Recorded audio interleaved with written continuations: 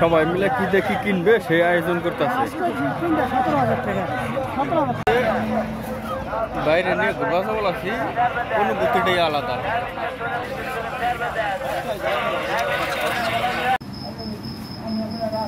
এই যে সুপার মার্কেটেতে ঘুরবার সব মাল সামানা কিনা হলো, এই যে বাইরে যাইতেছে। এই যে বন্ধু ঘুরবা সবল আছো, কি অনুভূতি? অনুভূতিটা কি?